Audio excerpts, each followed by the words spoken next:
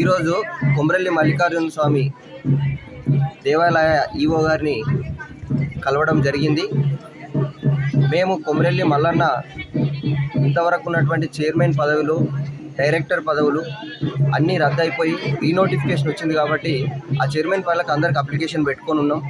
Chairman ఇక్కడ ఉన్నటువంటి పరిస్థితులను బట్టి, ఇక్కడ ఉన్నటువంటి పాలక వర్గం చేసినటువంటి అవకతవకలన్నింటినీ దృష్టిలో ఉంచుకొని వేరే కమ్యూనిటీ ఉన్నటువంటి ఎలాంటి సంబంధం లేనటువంటి వేరే కమ్యూనిటీలకు చైర్మన్ పదవులు ఇచ్చి ఇక్కడ ఉన్నటువంటి సాంప్రదాయాన్ని లేకుండా చేసేటటువంటి కుట్ర జరుగుతూ ఉన్నది. కాబట్టి ఈ యొక్క చైర్మన్ పదవి, ఇతర డైరెక్టర్ పదవులు గొల్ల కురుమలు, తెలంగాణ గొల్ల కురుమలు అయినటువంటి గొల్ల కురుమలకు మాత్రమే కేటాయించాలని చెప్పేసి ఈరోజు విఓ గారికి వినతిపత్రం ఇవ్వడం జరిగింది.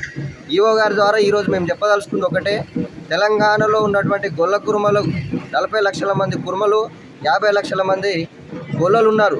వీళ్ళందరిని కలిపి అందరిలో ఎవరికి ఇచ్చినా కానీ మా కుల సాంప్రదాయమైనటువంటి బండారు సాంప్రదాయాన్ని, ఇతర సాంప్రదాయాన్ని మమ్మల్ని కాపాడడం కోసం ఇక్కడ ఉన్నటువంటి గొల్ల కురుమలకు మాత్రమే ఈ అవకాశం కల్పించాలని చెప్పేసి ఈఓ గారికి విన్నవించడం జరిగింది.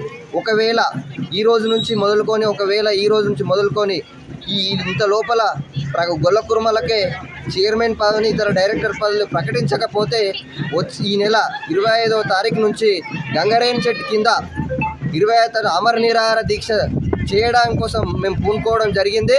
ఖచ్చితంగా అంత లోపల ప్రకటిస్తే ఆ దీక్ష విరమించుకుంటాం. ఒకవేళ ప్రకటించని ఏళ్ళ ఒక ఉస్మానియా యూనివర్సిటీ విద్యార్థి నాయకుడిగా నేను ఒక్కరిని బరాబరి చైర్మన్ పదవి వచ్చే వరకు కూడా ఆ గంగరేణి చెట్టు కింద నేను కూర్చుంటాను, బరాబర్ వచ్చే వరకు కొట్లాడతానని కూడా ఈ సందర్భంగా విజ్ఞప్తి చేస్తున్నాను.